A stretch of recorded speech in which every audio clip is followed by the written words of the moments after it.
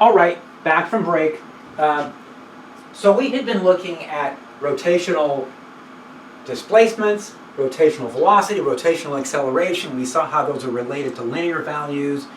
And then we introduced rotational force, and we called that torque.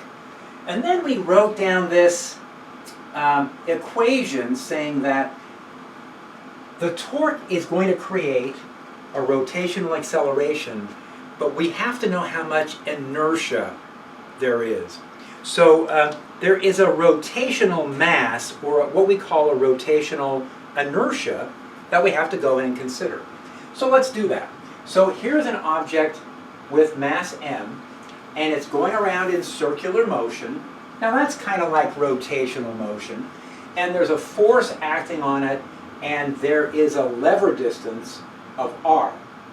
Now the torque that we have acting on this object, the net torque, would be equal to, we can go through and show that the torque is going to be equal to the force times r. And then we have to figure that the force is going to result in an acceleration in this direction.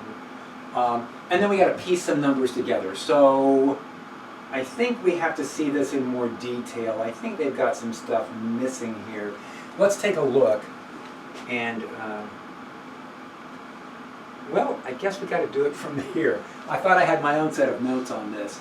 So let's do this. What we're going to say is that the force is equal to m times a. So that's how much acceleration we'll have here. Now, the tangential acceleration that we see, that would be equal to r times alpha. So that would give us m r times alpha. Where is the other r coming from? And that comes from the torque that we would have here is F times r. So I've got a factor of r from the torque, I've got a factor of r from the acceleration, and it says that the torque acting on this would be equal to m r squared times alpha. The mr squared is something that we call rotational inertia, and it plays the role of mass. So an object that's rotating, we have to find out how much rotational inertia it has, and the rotational inertia depends on the mass, but it also depends on the size of the object and its shape. So it's not enough to say how much mass the object has in terms of rotation. We have to be able to go in and keep track of shapes and distances. So here's an example. Let's see. Here is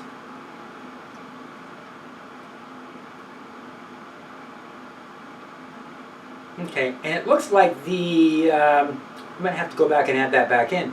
There is a example, 10.8, that I've misplaced one of the slides here. So what we've got is we've got an axis of rotation.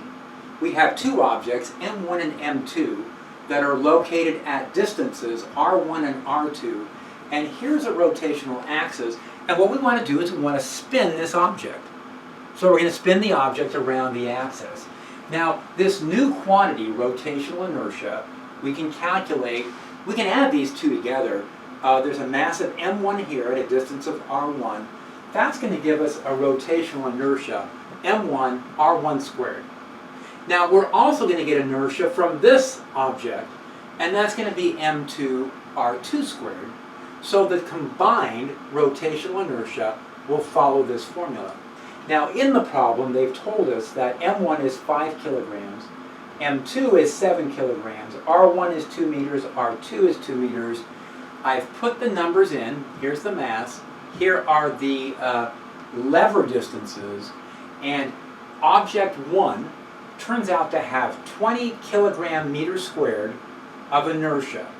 Object 2 has 28 units of rotational inertia. The units here are kilograms times meters squared. When we add those two together, the combination of these two comes out to be 48 kilograms meters squared. So that's an example of calculating this rotational inertia. Now, what happens if we take the very same two objects, same amount of mass, but we reposition them? So instead, this time, here's the axis. What we're going to do is we're going to put object 1 at half of a meter, but object 2 is at 4. Now before, if you remember, the two objects were each 2 meters away. Object 2 has been moved way out. Object 1 has been moved in closer.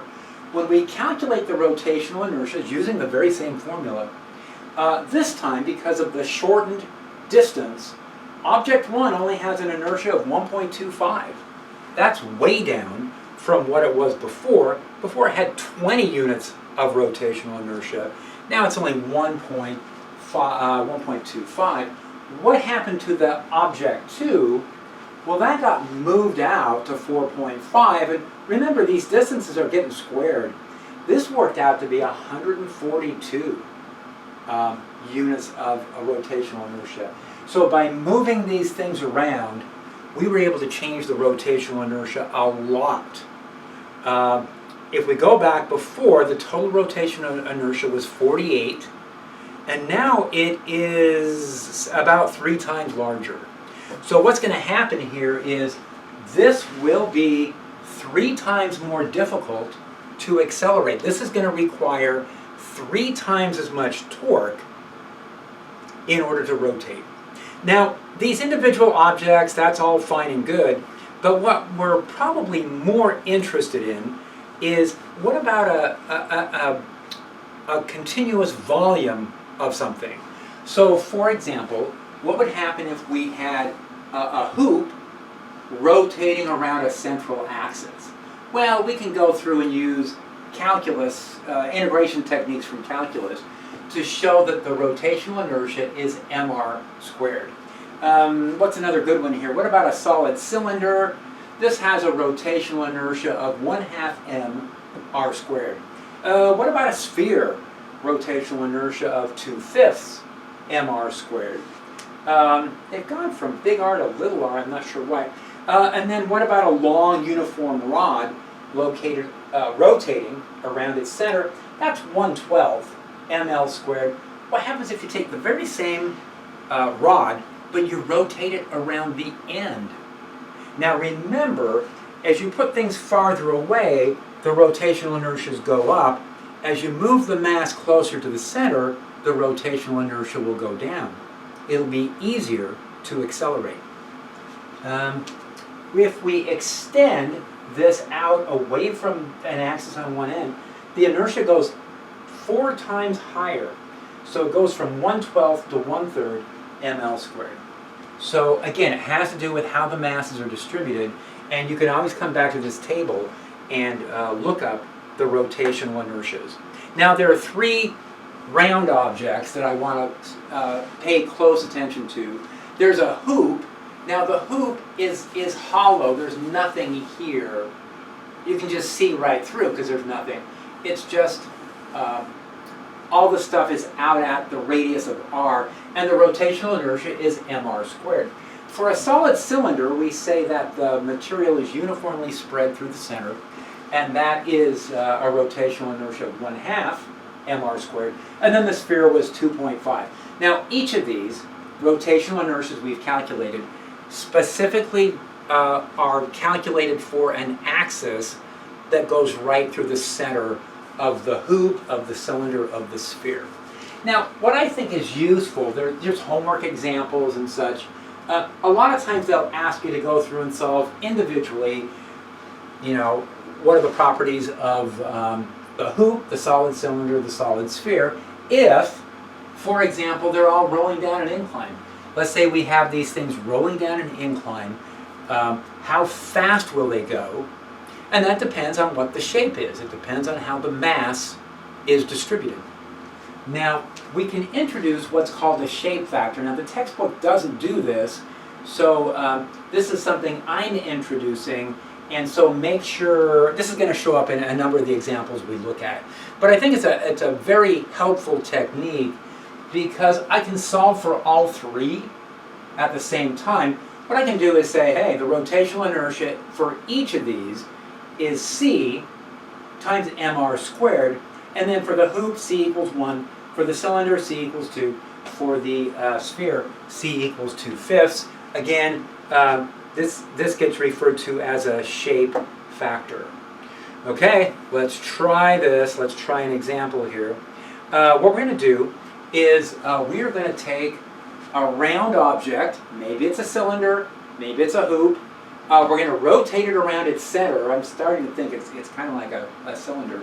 The forces acting on that cylinder are going to be mg, that's gravity. There's going to be a normal force, and the normal force is coming from an axle. There's an axle that sticks out, and the cylinder has been placed on that axle, and the cylinder is going to rotate around the axle. So there's a normal force that holds it up. Now what we're going to do is we're going to wrap a string around it and pull. So that's tension. Now depending on how much rotational inertia there is, it's going to be easier or harder to pull.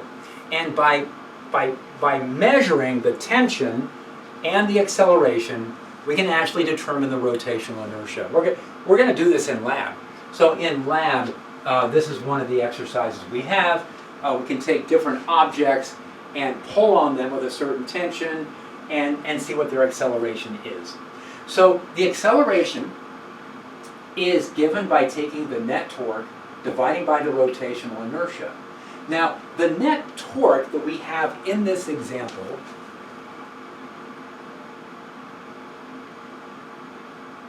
oh, I remember. Yeah, this is fine. These are numbers given from examples in the textbook. So, example, now I'm remembering, example 10.8 is an example from the textbook. And so is example 9. Okay. So what's happening here is, so if you want to look at the setup, you can refer back to that. So there is a frictional torque that they're saying is happening along the axis. We can see how that comes into play. Now the rotational inertia, I'm going to say, is a shape factor times mr squared.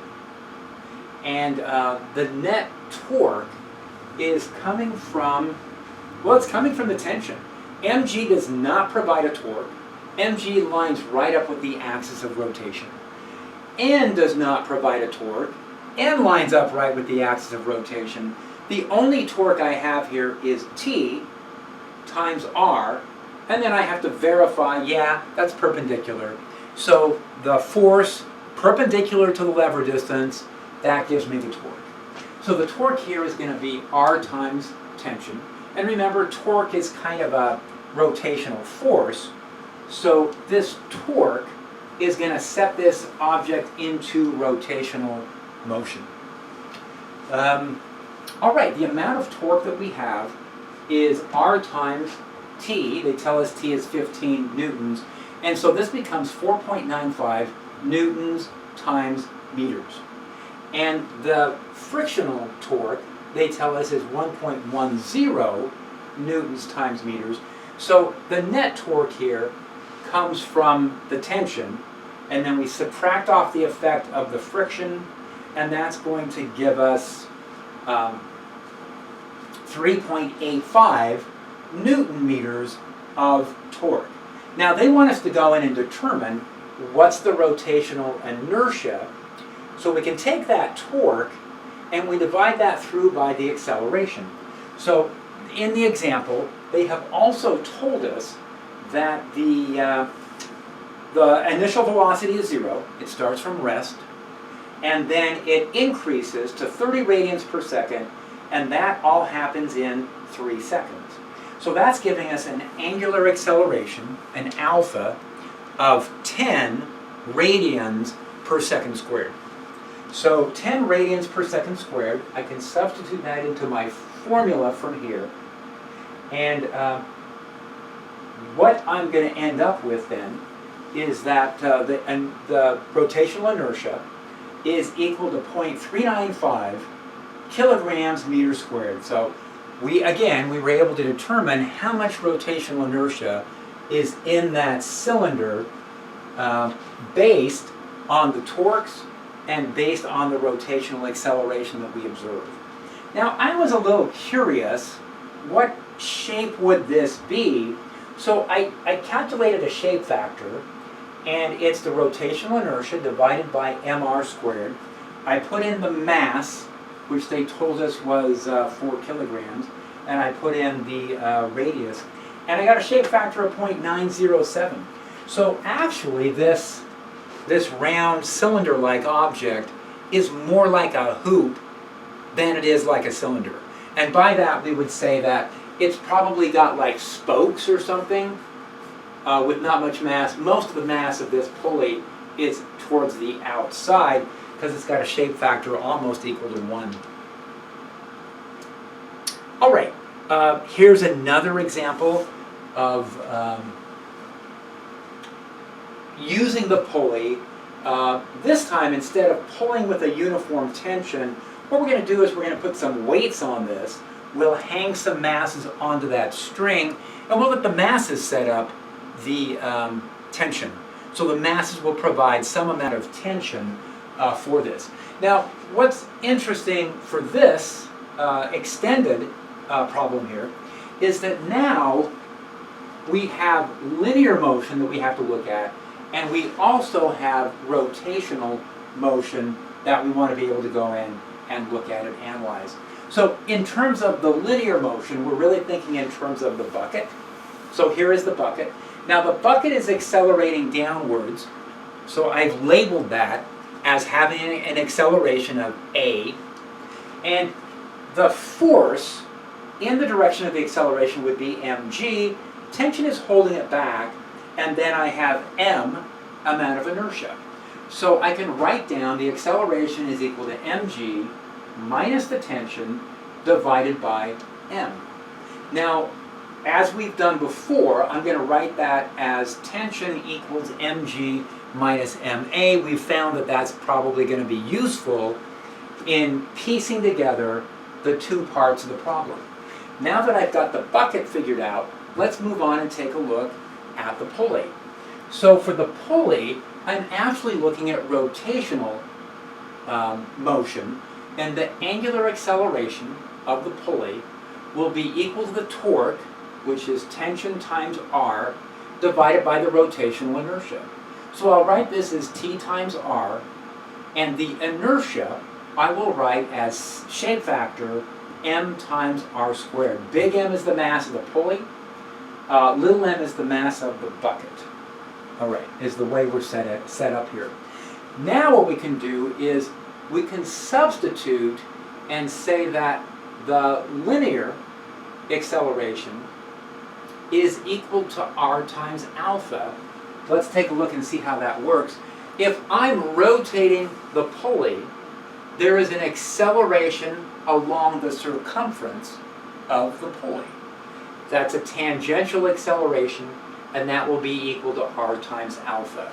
So even though this is rotational information, I can write down the linear acceleration, r times alpha. That introduces another factor of r, and now I have tension times r squared divided by cm r squared. The r squareds cancel.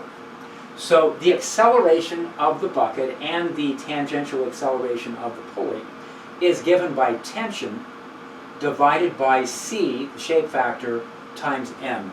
Now from here I can say the tension is cm times alpha, and then I can bring these two equations together. So I used the linear motion of the bucket to get an equation for tension, and then I used the rotational motion of the pulley to get a second equation for tension, and then I can set them equal to each other. So CMA is equal to mg minus ma. I can bring the accelerations to the left side, factor out the a, and then set the whole thing equal to mg. This is the result. So what will the acceleration depend on? So for this pulley and bucket, what does the formula for the acceleration look like? And it looks like mg, which is, that's the net force driving this whole process. If I look at that pulley, well, what is it that's pulling on the pulley? That's the tension. And what is it that's setting up tension? And that's the gravitational force. So this is, in the numerator, we have essentially the net force. And that means in the denominator, we have the net inertia. Now, the inertia from the bucket is just its mass. What's the inertia from a rotating object? And the inertia from a rotating object is its mass times the shape factor. So the shape factor times the mass works out to be the inertia of a pulley. All right, so that's good to know. We've solved this as being frictionless. Yeah, that's kind of interesting to think about. Now, in the earlier chapters, when we had pulleys, before we did chapter 10, we used to say that the pulleys were massless and had no friction, and so on the axle. And so if they're massless, then this part of the inertia would go away. So if the pulleys have negligible mass, then we can ignore it. But now we're set to where we can deal with pulleys with significant mass, with real-life pulleys. How are they going to behave? Now, let's put some numbers in and see what happens with this formula. So this is the formula we came up with. And the numbers that we were given is the bucket is 2 kilograms, the pulley is 4 kilograms, and the shape of this is a solid cylinder. So we'll use a shape factor of 1/2, and the radius is 0.33. So if we use all those numbers and plug them in, what we're going to end up with is an acceleration. The rate at which this thing is picking up speed is, well, all this stuff in here works out to be 0.5 times g. It works out to be 4.90 meters per second squared. Now that's the linear acceleration. What's the rotational acceleration of the pulley? At what rate is it picking up speed and going faster and faster? And for that, we can take the tangential acceleration, divide through by r, and that gives us 14.8 radians per second squared. Now, if we were to add friction, let's go back and see what the formula looked like. All right, right now, in the numerator, we have the gravitational force. What would happen if we wanted to include a frictional torque? So if we want to come back and add friction back in, let's go back to the rotational formula and put the frictional force back in. When we do that and convert back to a linear acceleration, it ends up giving us a formula that looks like this. It looks like tension minus the frictional torque divided by R divided by C times M. And then the tension can be written as CMA plus the torque divided by R.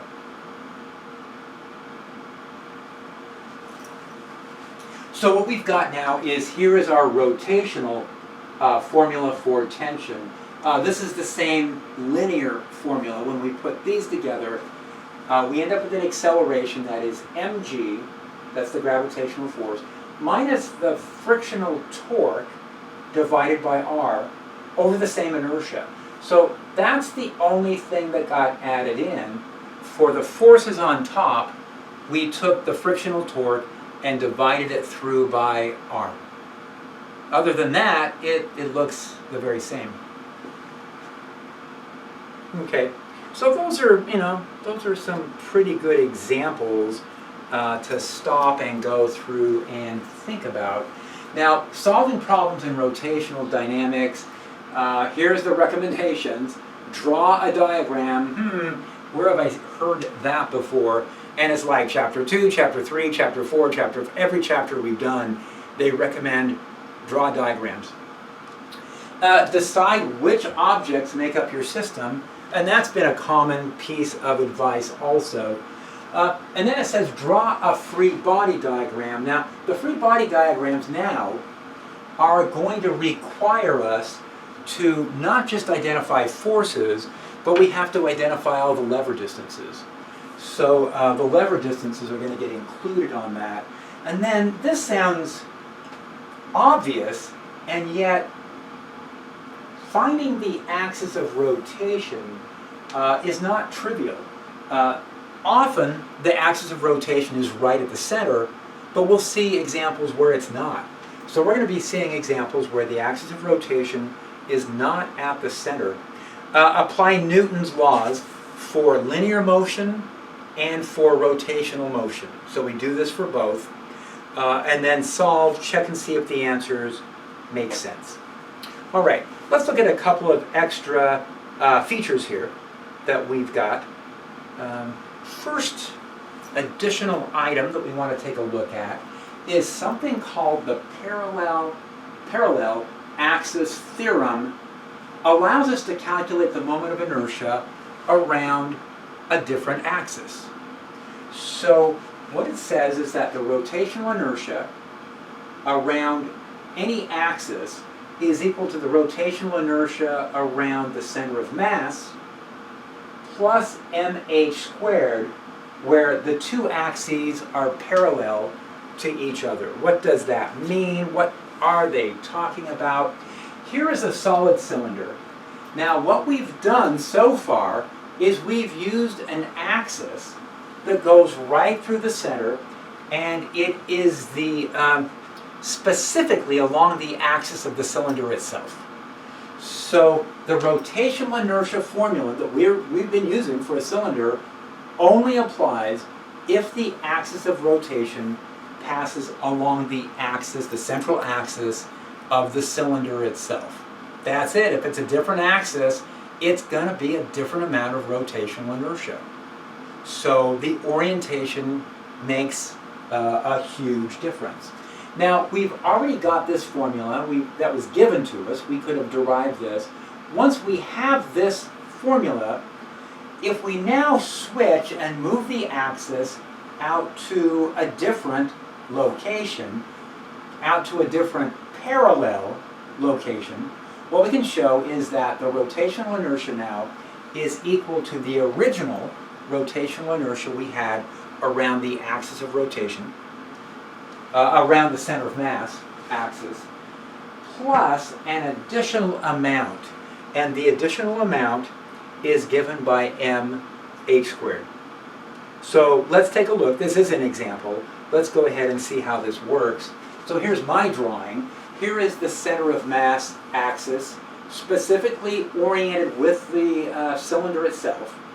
And now we're going to use the parallel axis theorem that says if I take this axis and move to a different axis at this location that's parallel, I can add on m times h squared, where h is the distance that the axis has been shifted. So plugging into the formula, the center of mass rotational inertia is 1/2 mr squared, and then the additional parallel axis theorem contribution is going to be an additional m plus r squared, and that gives us 3/2 mr squared. Now what that's telling us is rotating around the edge is 3 times as much rotational inertia as rotating around the central axis. So it makes a difference where how the mass is positioned around the axis of rotation makes a huge difference as to how much rotational inertia we'll have. So this axis will result in 3 times as much rotational inertia as this one. Now, this nice symmetric central axis, when it's spinning, it's a cylinder and it just stays in that one place. What would rotating around this axis look like? And this whole piece would be rotating, coming around that axis. So it would look quite different also, rotating around an axis along its edge. Okay, we are ready to introduce rotational kinetic energy. I mean, we're doing the same thing we did with linear motion. Let's see, kinematics, that was chapters 2 and 3. Forces and accelerations, that was chapters 4 and 5. And now we're moving on to energy, that was chapters 7 and 8. Now, wait, we're doing all this in one chapter or 2 chapters. There's 2 chapters on rotation. And you go, yeah, we're doing all the rotational stuff in 2 chapters. That took us 7 chapters when we did linear effects. Anyway, the kinetic energy of a rotating object can be calculated by adding up all the individual parts of that rotating object, finding out what their velocities are, square it, multiply by 1/2. So that's our formula for kinetic energy. Now, when we make all of those substitutions, what we find is that the kinetic energy for a rotating object is given by 1/2 I omega squared. And I'm thinking, that's like a miracle, right? That I can take the formula 1/2 mv squared, I can take out the m and replace it with the rotational mass, the rotational inertia. I can take out the v and replace it with omega squared, the v squared with omega squared, and it works. It actually works. We'll see a more detailed derivation of why that works. Now, if we have an object that is both rotating and it's translating, so, you know, you throw a football or something, it's got translational motion, but it also has rotational motion as it's traveling. So how do we add up all of that kinetic energy? Well, we add up the kinetic energy by taking 1/2 mv squared, where the v specifically is looking at the center of mass, and then we add on 1/2 I omega squared to take into account the rotational kinetic energy. So it's translational kinetic energy plus rotational, and we can show that the kinetic energies separate into those 2 categories. And that will keep track of all of the kinetic energy for that rotating and translating object. All right, we are ready to take a look at the hoop solid cylinder sphere race. It says when using conservation of energy, because that's where we're headed with this, right? Once we've got kinetic energy of rotation determined, once we have a formula for that, what we can go back and do is look at conservation of energy and add in the rotational effects. So how is rotation going to affect all this? So here's all of these round objects, and they're all headed down the incline. It turns out they travel at different speeds. Now that's a little surprising at first because it's a gravitational effect, and maybe we're expecting that everything should fall at the same rate. Now the reason it doesn't is because these different objects divide up the energy into translation and rotation. Now, getting down the incline, that's translational kinetic energy. But rotating doesn't necessarily, just spinning around your axis, doesn't necessarily add to your velocity, but it still represents kinetic energy. So it turns out that the different shapes end up assigning different amounts of energy. One of those is to getting down the incline, and then the other one is to have a bunch of rotational energy. Okay, so let's take a look at kind of the setup for this, or actually we'll come back and look at this example a bit later. Let's get a few more things in place here. So first of all, let's say that we have an object that's rolling and that its velocity is equal to r times omega. So the object has a rotational velocity of omega, and it has a center of mass velocity of r times omega.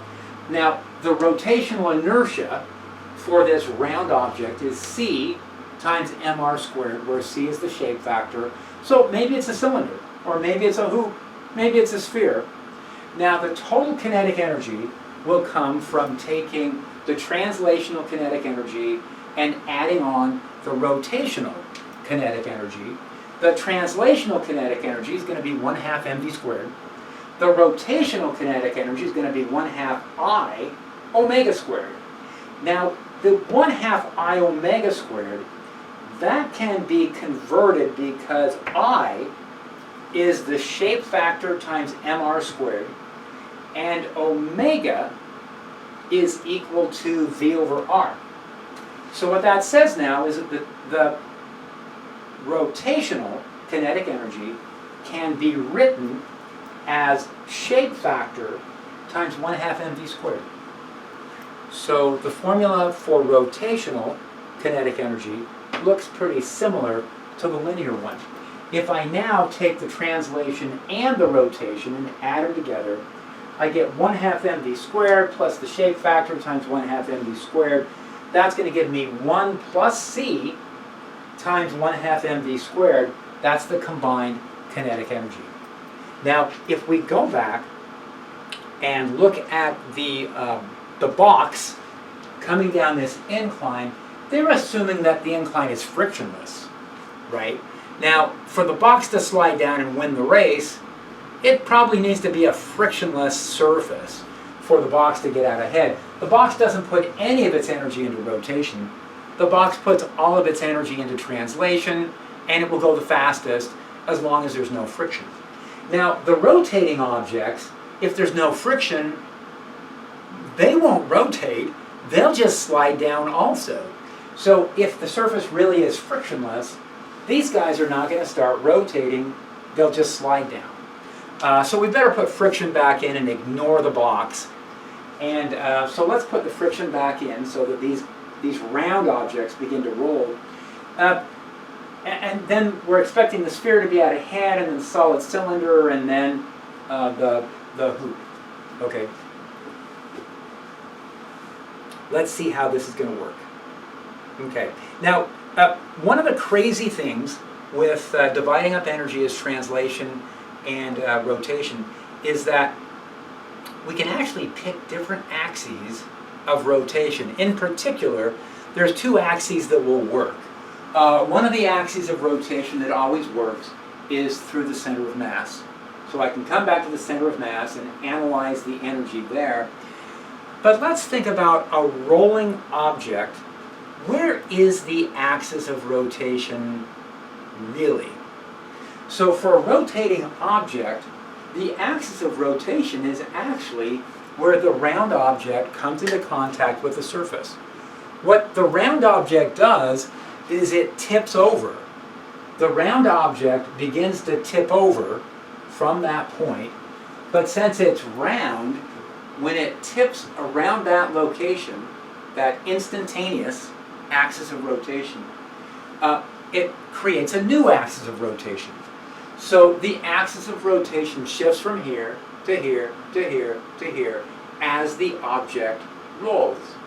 Now, if this is the axis of rotation, then all of the kinetic energy is just purely rotation. Because now, if we're thinking of that entire object rotating around an axis, we've already accounted for all of the energy. So now, when we add the energies together, we're going to take just the energy of rotation. Now, the kinetic energy is then going to be 1/2 I omega squared, but the I here is going to be different. We started out with the rotational inertia on the previous page. The rotational inertia around the center of mass was the shape factor times the mass times r squared. But for this axis of rotation, we have to bring in the parallel axis theorem because we're going to have more rotational inertia. So let's see what happens. I'm going to have ICM plus an additional mr squared. That's going to give me a rotational inertia of, that needs an m back in there. I got to get that m put back in.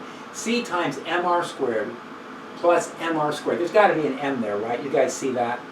So I took it out at one point. I never got it edited back in. 1 plus c times mr squared. So what we can say then is that the kinetic energy for a rolling object is 1/2 times 1 plus c mr squared v over r squared. Oh look, I'm getting the same formula I did before. So there is this flexibility. I can either work with rotation around the center of mass. If I do, then I have to include the translational energy of the center of mass. Or, for a rolling object, I can use the instantaneous axis of rotation at the edge, and then all the kinetic energy is considered to be kinetic energy of rotation. All right, sounds a little suspect, but it works, okay? And if I remember, I'll get that m put back in. In any case, make sure you guys make a note that the m needs to be back in there. All right, let's take a look at an example. So now we're set up so that we can let an object roll down an incline. We're going to say the potential energy at the top equals the kinetic energy at the bottom, and that's going to say mgh is the kinetic energy, is the potential energy at the top. At the bottom, we are going to have translational kinetic energy plus rotational. So I'm going to write this as 1 plus c 1/2 mv squared. So we got this formula two different ways, and they agreed with each other. Now what that says is the speed at the bottom, squared, is going to be 2gh over 1 plus, 1 plus the shape factor. So what happened here is that the masses canceled out. These are gravitationally driven, and the m's canceled out, but the shape factor didn't. So the speed at which these come down the incline, it doesn't depend on the mass, it depends on the shape. So what that's predicting is every sphere is going to come down the incline at a certain speed.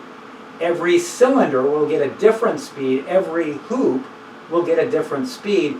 So the speeds at the bottom are going to be this. The sphere, all the spheres are going to win. All the spheres are going to end up traveling at the same speed at the bottom. Anything that's shaped like a cylinder will all come down with the same speed, not as fast as the sphere. And then the hoops will come down last. They'll have the least speed to them. So you can get a bunch of hoops, a bunch of cylinders, a bunch of spheres, race them. All the spheres finish together in first place. All of the cylinders finish together at a later time, and then all the hoops finish together at a later time. Now, wouldn't it be nice if we could go back and do all of this in terms of forces and torques? Well, let's try it. It sounds a little complicated, but what I'm going to do is I'm going to take the center of mass approach and say here is one of those round objects, and the forces acting on it are going to be mg sine theta, mg cosine theta, normal force, and static friction. So I want static friction in there because I don't want the round objects to slide down the incline. I want them to roll down the incline. Now the static friction, well, let's see what effect the static friction has. First of all, we can see that n is equal to mg cosine theta. That's happening in the y direction. Along the incline, the acceleration will be given by mg sine theta minus the frictional force divided by m. Now, the problem with this static frictional force is I don't know how large it is. So I don't have a good way to go in and determine how large the frictional force is. It's not necessarily at its limit. I can't use a coefficient of friction. So a coefficient of friction won't work here. The static friction force could be anywhere between 0 and some maximum value. So to get around that, what we do is let's look at the rotational effect going on. The rotation of that round object is given by the torque divided by the rotational inertia. Now, if I'm working in terms of the center of mass, that's my imagined axis of rotation. If I work around the center of mass, then the torque that I end up with is going to be friction times R. None of the other forces provide a torque because none of the other forces have a lever distance. They're all going right through the center of mass.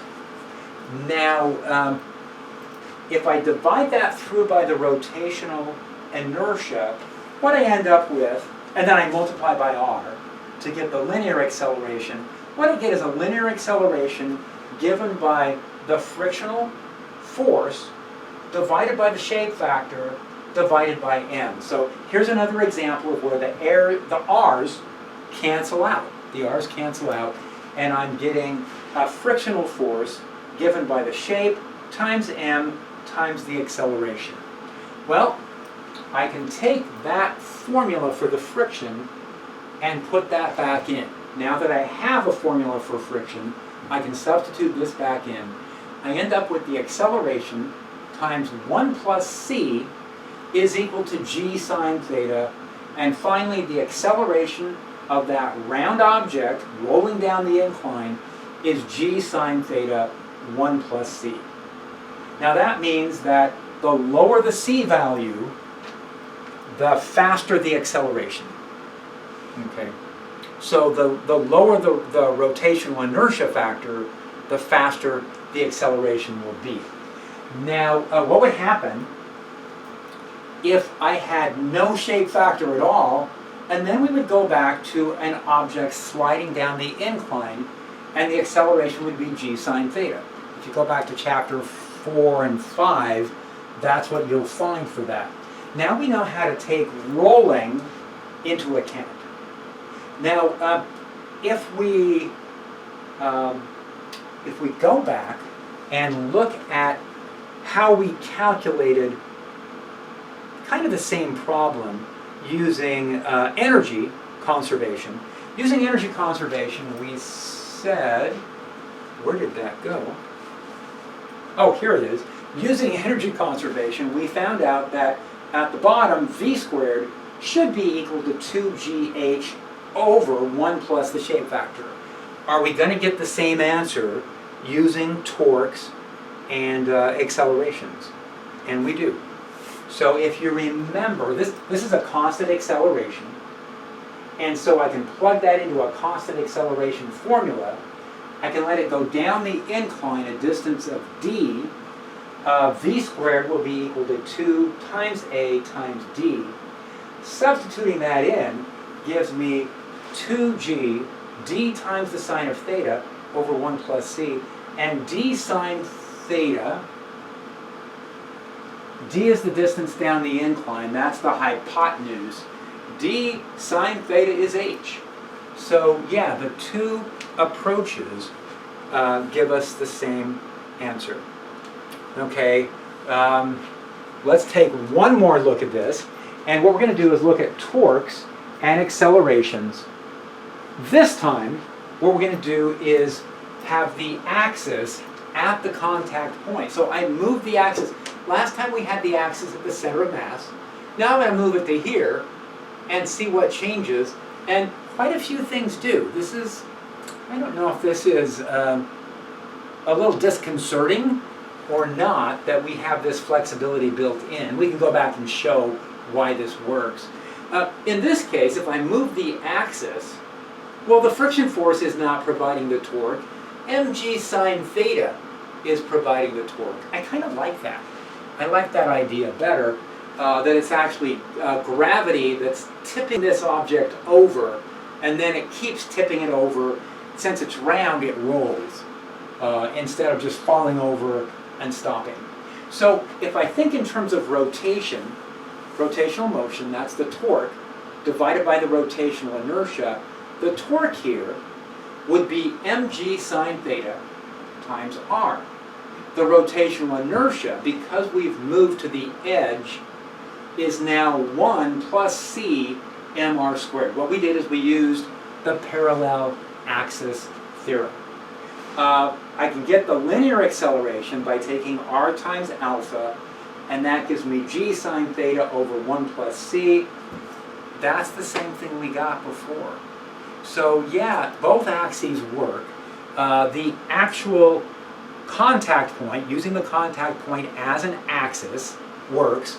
And in some sense, that's the correct way to do this. It turns out that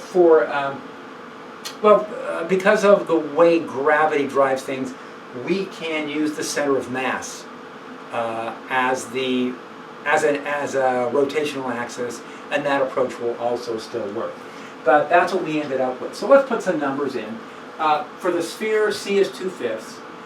That would give us, well, we got the numbers here. G is 9.80. Let's say the angle is 30 degrees. I think I put that in. So I decided on 30 degrees, the acceleration then, 3.5 meters per second squared.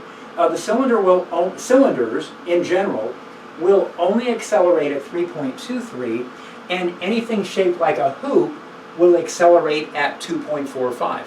So remember, it doesn't depend on R, it doesn't depend on M, it just depends on the shape. So a big sphere, little tiny sphere, in between spheres, they all accelerate at this rate. Giant cylinders, little tiny cylinders, all at this rate down here is the way it works. Okay, I think we made it. That's a good place to stop. I think we made it through chapter 10. It's a challenging chapter. This rotational stuff is tricky. We have one more chapter on rotation. So I feel like we've been pretty thorough here going through chapter 10. We've taken a look at a number of fairly challenging examples. Take a look at the homework. Work on these problems, because we're headed towards chapter 11, and chapter 11 is going to be building on a lot of the things that we've done in chapter 10. If you think of all the linear quantities that we now understand rotationally, kind of the big item that's left is momentum. We haven't looked at angular momentum yet, but we will in chapter 11. There's a number of things that we're going to look at in more detail in chapter 11. If you guys have any questions on any of the stuff in chapter 10 or otherwise, stop by office hours and let's get those looked at.